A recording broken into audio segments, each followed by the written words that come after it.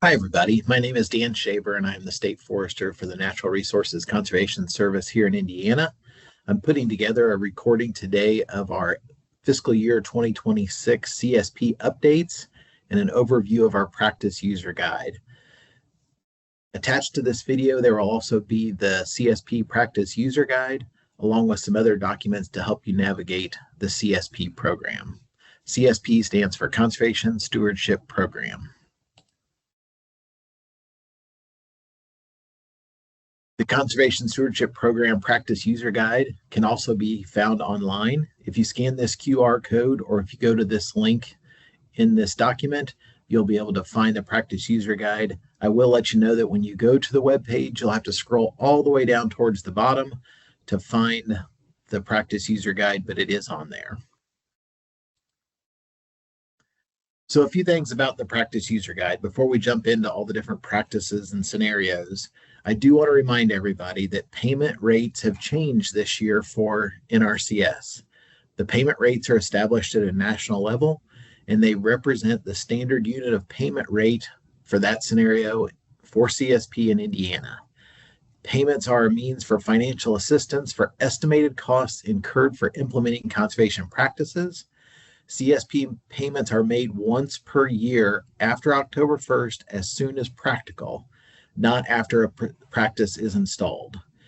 You can refer to the Indiana CSP cost lists, and there are no specific payment rates for historically underserved clients in the Conservation Stewardship Program this year, but we do dedicate 5% of our state allocation towards historically underserved clients.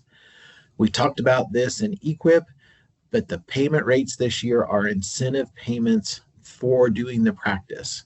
The incentive payment may not cover the full cost of the practice. The incentive payment may not cover 75% of the practice. The incentive payment is what it is. It is up to the landowner to accept that payment rate, and it's up to the contractor to bill for their services according to what it costs them, regardless of the payment rate. I also want to mention that there are no high priority practices or source water protection area high priority practice payments in the Conservation Stewardship Program this year.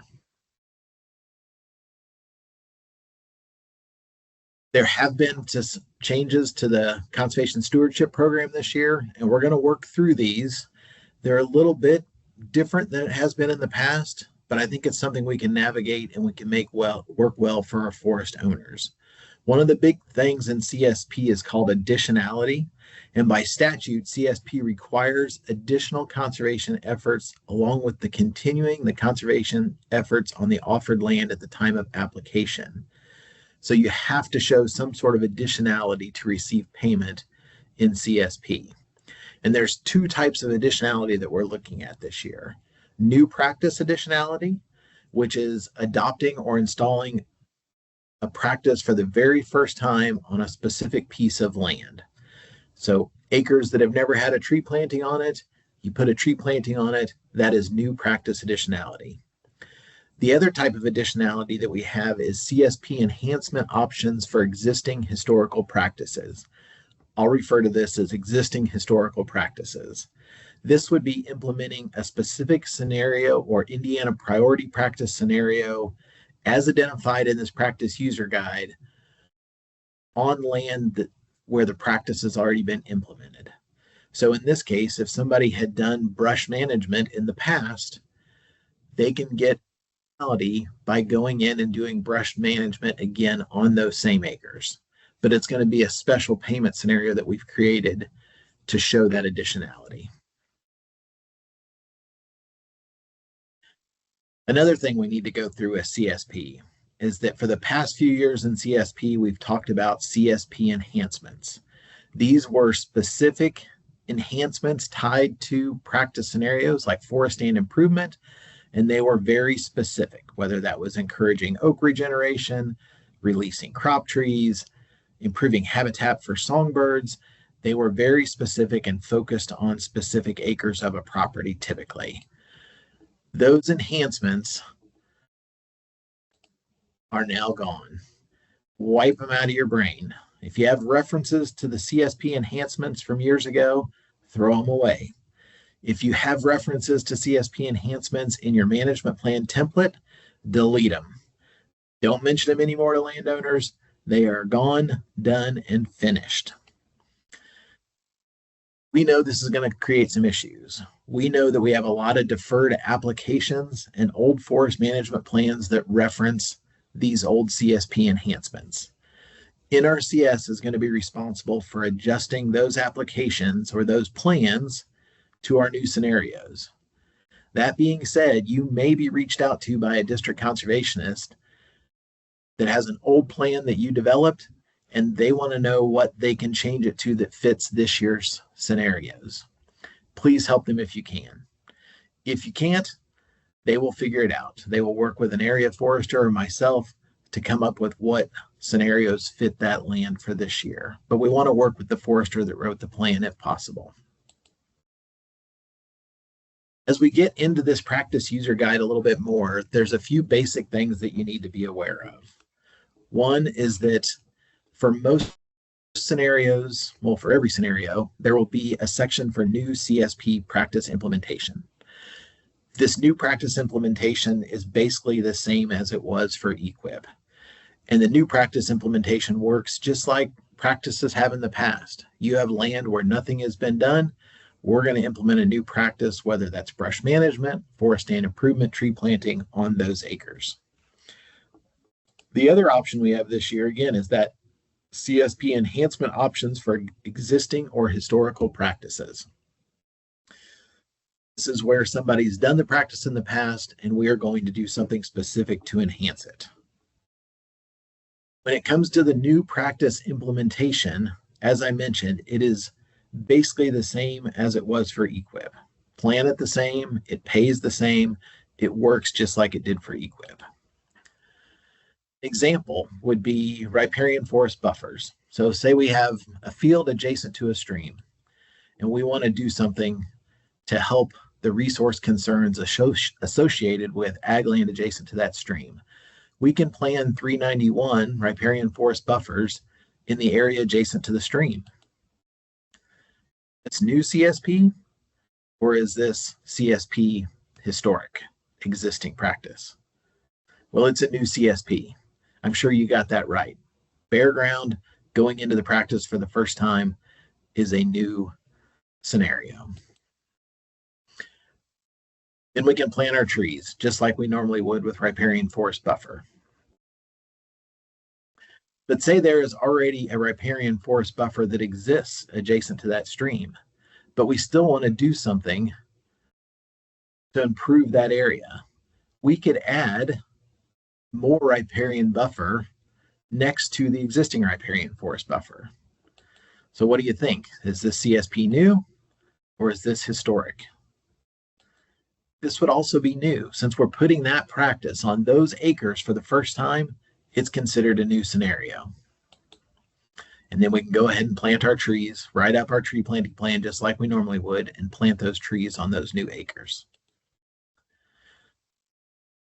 Well, let's take a look at CSP enhancement options for existing historical practices.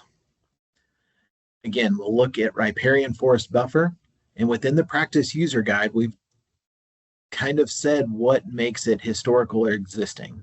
In this case, with a riparian forest buffer, if it's less than 15 years old, it is existing or historic. If you have a 30-year-old riparian forest buffer, you're doing new stuff on a new forest. We're not worried about the riparian forest buffer anymore. But if it's 15 years old or less, we consider that historic or existing. There are ways to do a wildlife habitat enhancement guide. You can fill that out and gain points on that to help show some additionality. But there's other options. For example, if we have our riparian buffer that already exists, less than 15 years old, and we want to use the wildlife habitat improvement guide to add some additionality, we can change something or do something in that riparian forest buffer to improve the score. Would this be a new CSP or historic existing CSP? In this case, it'd be existing historic because the plantation, the riparian buffer is less than 15 years old. We can do some supplemental planting to add wildlife fruit and flowering trees into this, we can improve the diversity, and that would improve our WEG score, and this would become a historic or existing practice. In this case, what if we have a riparian buffer that has failed? For whatever reason, we planted it years ago, flooding, deer damage, whatever it is not functioning like a riparian buffer should anymore. But we want to plan a riparian buffer on this area. Is this new or is this historic? This one's a little bit trickier. For our planners, they're going to consider this a new planting. If the old practice that was implemented is no longer functional, it's as if it wasn't even there. It failed through no fault of the landowner. It's no longer addressing the resource concerns. We can plan a new riparian forest buffer to address those resource concerns, and we can go ahead and add those trees into that riparian forest buffer and consider it a new practice.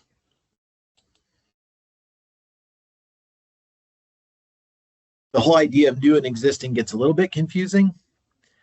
Hopefully you understand it. If you have questions, you can always reach out. Our district conservationists are there to try to explain this to producers. If you're working with a producer and you're just not quite sure how it's going to work or what's going to happen, refer them to that district conservationist. A few other things we need to know about CSP. The payments in CSP have changed just a little bit since last year. There is going to be an existing activity payment that every eligible contract that's approved receives each year. That number is $4,000. It's the same as it was last year. So for a 5-year contract, you are guaranteed $20,000 in assistance through the Conservation Stewardship Program. It is paid the same amount regardless of the size of the CSP offer, and it is an practice or activity payments. That's different than last year. Last year, you had to implement practices, and until you got above the $4,000, you didn't get any additional money. This year, you get the $4,000 no matter what, and any practice or activity payments are added on top of that $4,000. And those reoccurring practice payments can be paid up to 5 years on the same unit of land if that practice has only a 1-year lifespan. So most of our forestry practices have a 5, 10, or 15-year practice lifespan. So we're typically only going to implement that once in a 5-year contract. The exception would be 314 brush management, where we have approval through a waiver to implement that 3 times on the same acres in the same contract. Another thing to note is this year in CSP, the payment rates for EQIP and CSP are the same. Last year, you might remember that CSP payments were much lower than EQIP for the practices. The enhancements paid pretty high, but the practices paid low. This year, the practices pay the same as they did in EQIP. Here's a quick example of an estimate of CSP payment for a landowner. This is a landowner, we're assuming it's a 40-acre property. The landowner has completed 314 brush management and 666 forest stand improvement in the last 10 years on that property. So they're still within that, we'll call it the practice life of those scenarios. So on that property, you can plan the enhanced scenarios for 314 and 666 that we're going to discuss here in a few minutes. The producer would be paid $4,000 each year for that EAP payment, and then they would also receive the payment from those scenarios. So you can see in here for 40 acres of brush management at $35.45 each year. In years 1, 2, and 3, they're going to get that extra payment on years 1, 2, and 3. And then we're also going to do forest stand improvement again in year 3, and that's going to get added on to year 3 as well. So for this 5-year contract, $25,898.80 would be the total amount for that contract. Dig into these payment scenarios here in just a minute, but I wanted you to make sure you understood this year that there is a $4,000 annual payment, and any practice payments are on top of that $4,000 automatically. All right, catch your breath because we're getting ready to jump into the forestry conservation practice standards. We have a lot of them. We're not going to go over all of them today because some of our standards are going to function just like they always have, just like they do in EQIP. And some of them have that existing historic enhancement option that we need to discuss. So we'll wipe these out of the way real quick. Alley cropping, silvopasture, fire break, tree shrub site preparation, forest trails and landings all pay the same as they do in EQIP, and you would apply them the exact same way you do in EQIP. So again, hopefully this makes sense. If we created a fire break and we need to create a new fire break on the same acres, we're going to create a brand new fire break. We're not enhancing the fire break that existed previously.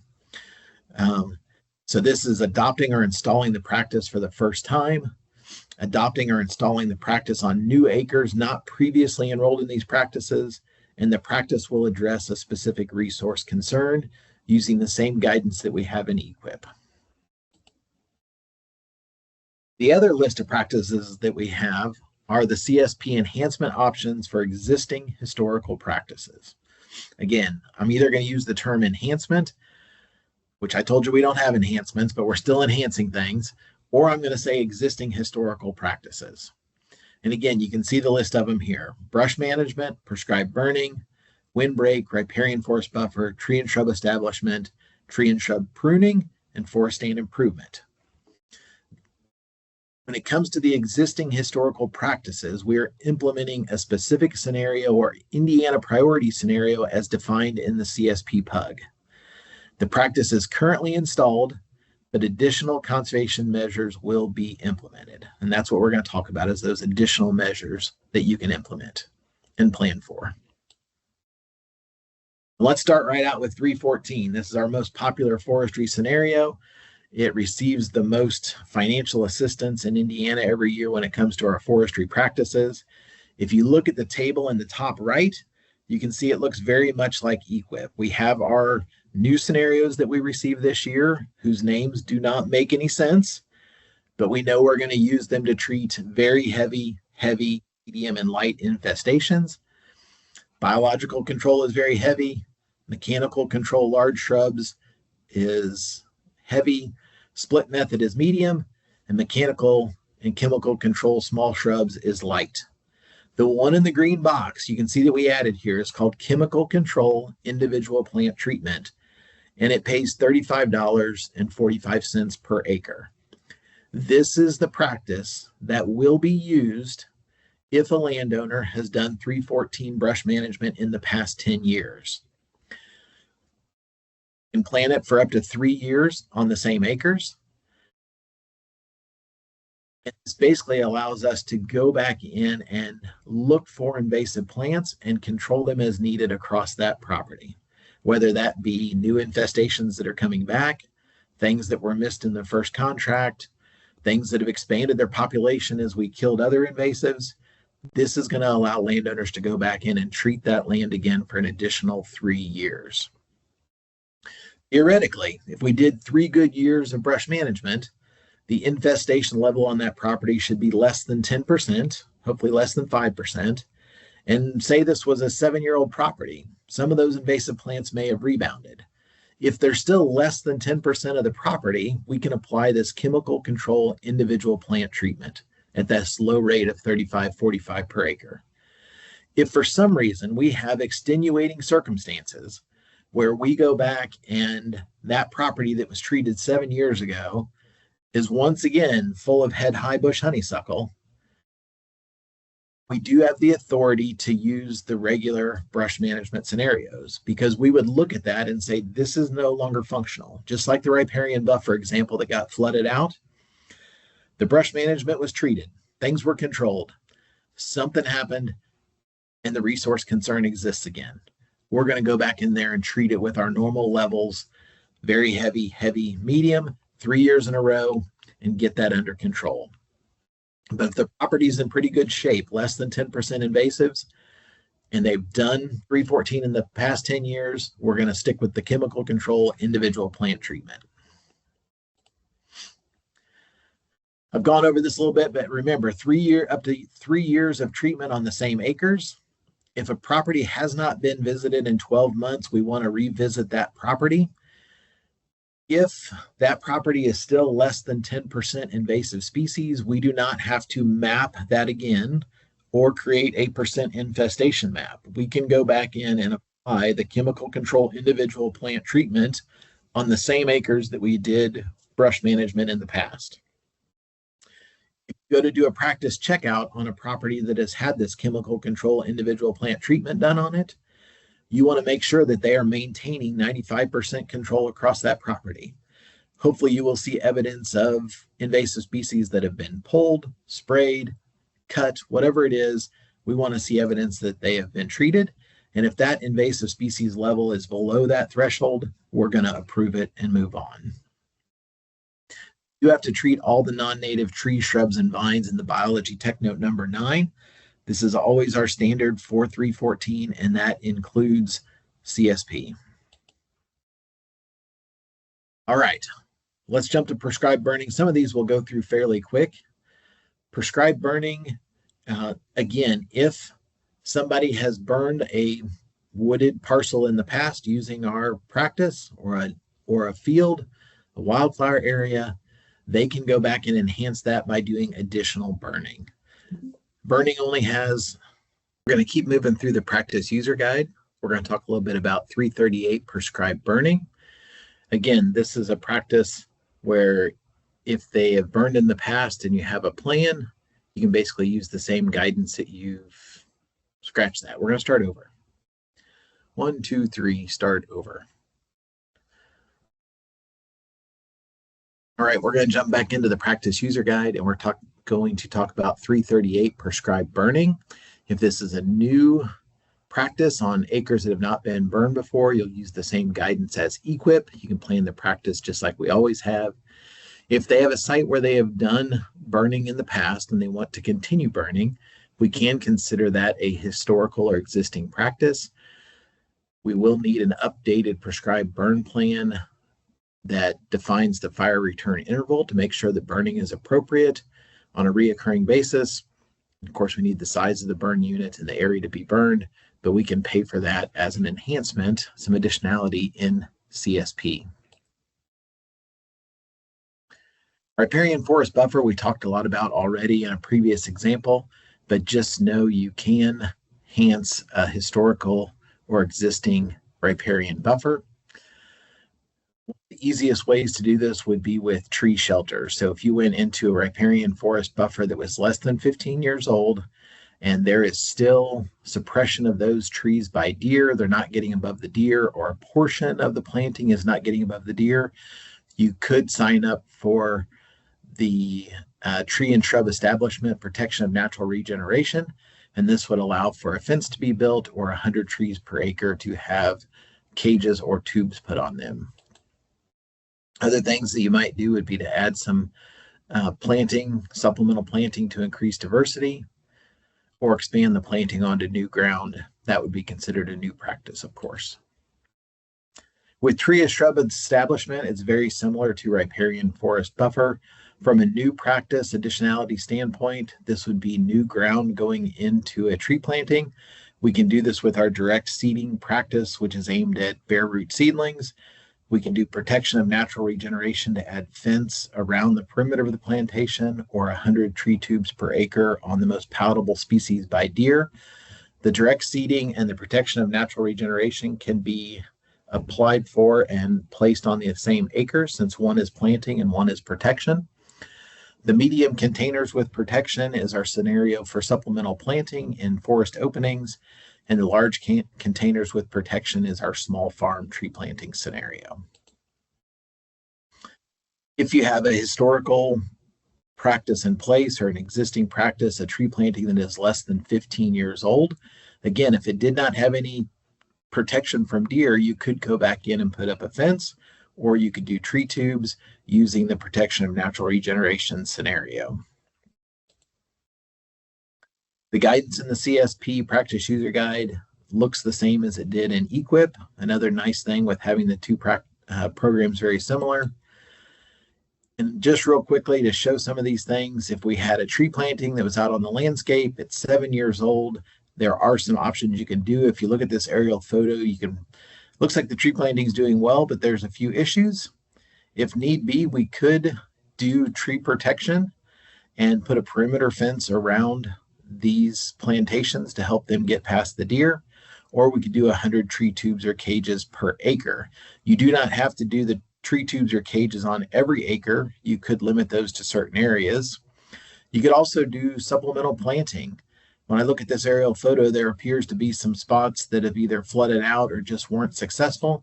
You could go back in and plant container trees with tree protection on them. You just need to know the number of seedlings that you want to plant and where to plant them. So you could go through and quickly map out where you need to do the supplemental planting, estimate the acreage and the number of seedlings, and away you go. Tree and shrub pruning. Again, this one will make sense to a lot of foresters. If we have somebody that's interested in pruning their plantation and the site needs it, and we've done that in the past through EQIP, we could go back in within 10 years if those trees are growing and developing like they should. If they need additional pruning or we want to prune more trees, we could plan this to go back in to do some additional pruning or extra pruning on trees in the plantation. Forest stand improvement. This is a big one for foresters. We do a lot of forest stand improvement in Indiana. Forest stand improvement typically requires a forest management plan. With CSP, it's no different. We need to have a plan on file, but it doesn't have to be a plan specifically written for the practices we're doing today. We need to have all that background information and good information on what's been done in the past. We could then fill out an implementation requirement or a DNR NRCS planning sheet to add some additional details to help the landowners get into CSP and know what they need to do. Just some general recommendations on forest stand improvement. We want to control the invasive plants first. If we let in sunlight, we make the invasive plants worse. So do your brush management first. With our weird scenario names this year, tree marking is our basic forest stand improvement scenario, but it is not authorized for tree marking only. You have to do the cutting of trees in order to get paid for that. And then we're using our pre-commercial thinning hand tool scenario this year for savanna and woodland restoration. Just be aware of that. We used to do that through 643, and you're going to find out in a minute we're using 643 for something different this year. When it comes to the existing historical practices, this means that a landowner has done forest stand improvement in the last 10 years. Foresters love when we get a property to the point where we can just say, do nothing for 10 years. It's where we want to get to with our properties. We want to get them in a good condition and just let them grow.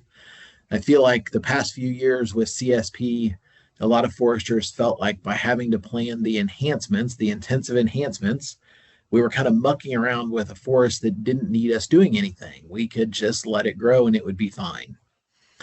Again, that works, but a lot of landowners want to do a little bit here and there to improve their forest. So if you have a property that is less than 10 years away from doing forest stand improvement and they want to sign up for CSP, we've adopted a new scenario called ground chemical treatment. Again, ignore the name of the scenario. The name means nothing.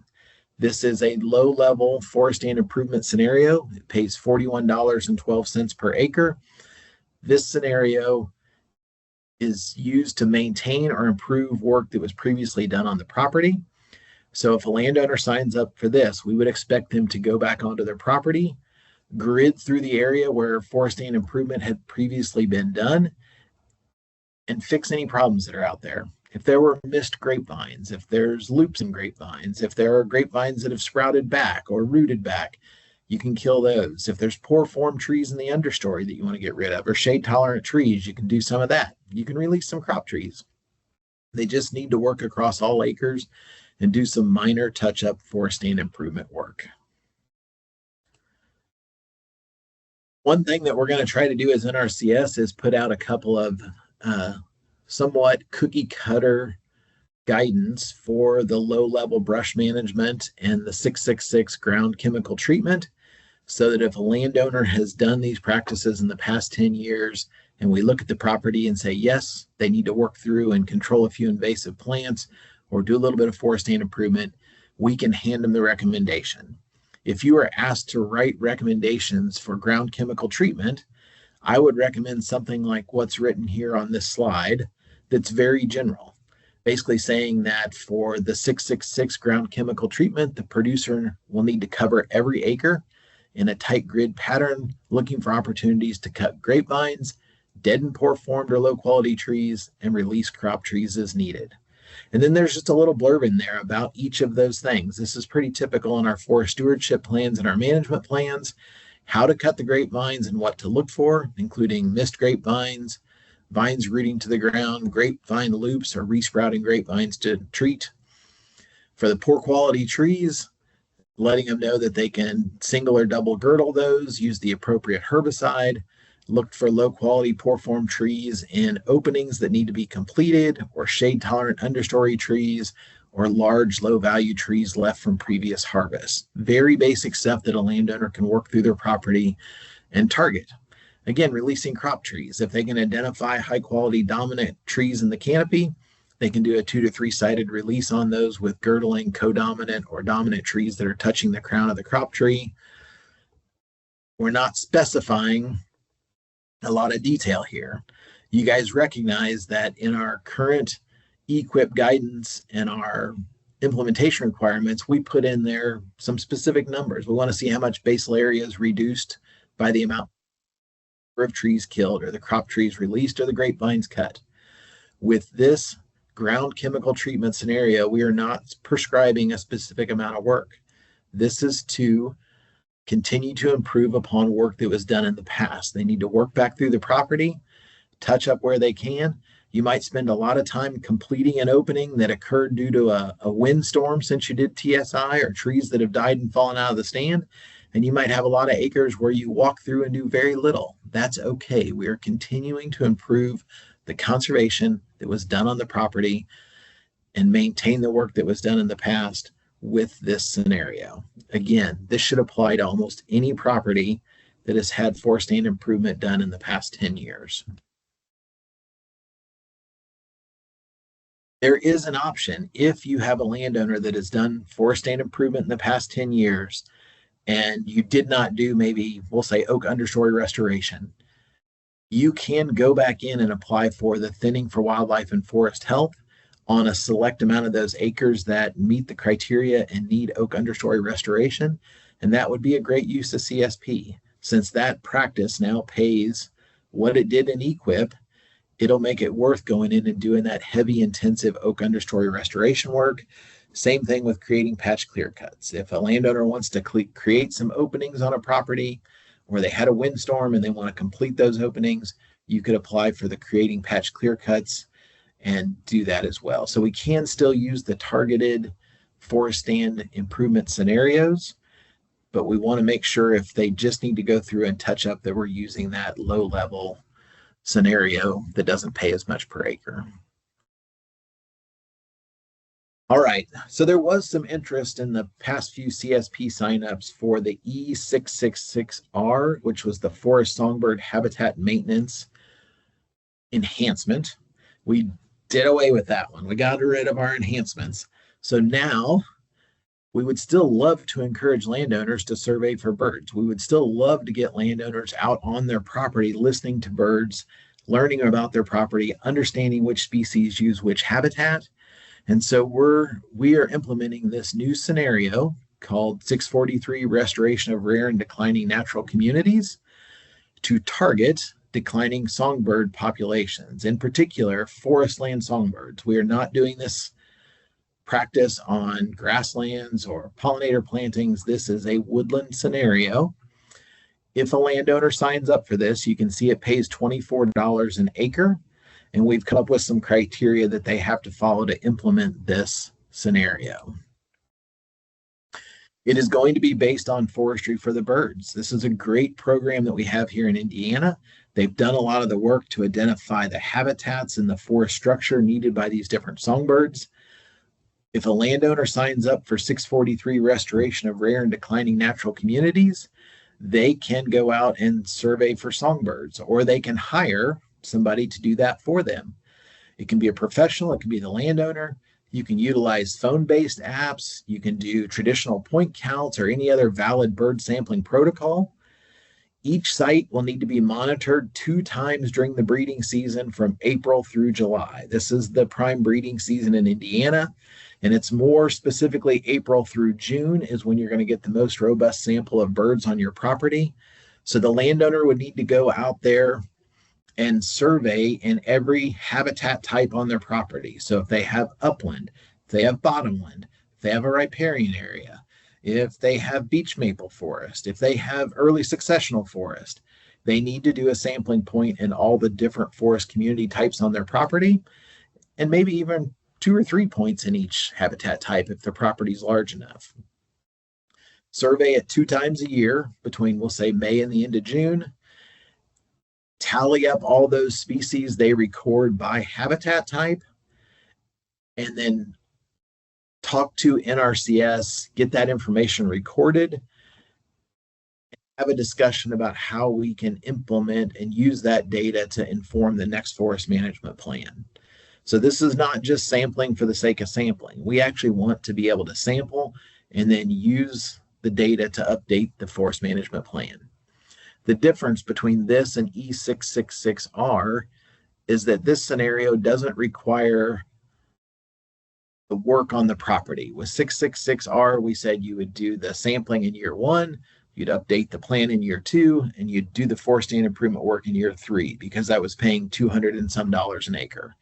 This is paying $24 an acre to sample each habitat 2 times during the breeding season, create a list by habitat of the bird species on your property, and then use Forestry for the birds and the silvicultural guide to figure out what you're going to do next to improve the habitat on your property for those songbirds. Because when we write the next forest management plan or do the next forest management plan update, we want to see this data incorporated into that plan and used to inform the forestry decisions. I think this is going to be a wonderful practice for landowners. If they've done forest stand improvement in the past 10 years, they can use this as their existing historical practice to go out and improve what they've done, to see how bird communities have responded to the work they did on their property. If we took the time to create openings in early successional forest and oak hickory forest, we want to see that those bird species are using the habitat we created. This is a great opportunity for landowners to do that and get engaged with their property. I do want to let you know that with our forest management plan, we've gone over this multiple times, that with NRCS, the Conservation Planning Activity 106 and the Design and Implementation Activity 165, when you have both of those together, you have a full forest management plan. In CSP for 2026, they do allow for the payment on the CPA 106. I can tell you right now, we are trying not to schedule this in CSP. Because if you schedule the CPA 106, that is basically going out and doing the background information for a forest management plan, doing a forest inventory, and then not providing the landowner the recommendations on what to do. Because the recommendations on what to do and how to do it come in the DIA 165. And so even though this is available, we are not typically going to plan a CPA 106 in CSP. There's also a policy that prevents us from planning a CPA 106 and practices in the same contract, because the CPA 106 tells you what practices you need to plan, and you can't plan those practices until after you know what you need to plan. So we're probably not going to be planning the CPA 106 and CSP, but we do have money in the EQIP program that landowners can sign up for a CPA 106 and DIA 165 and have that plan written by a TSP. All right, I think that gets us through the majority of information we have right now for FY26 Conservation Stewardship Program. There's a fair number of changes in there. I think it's going to be a fairly easy transition for foresters.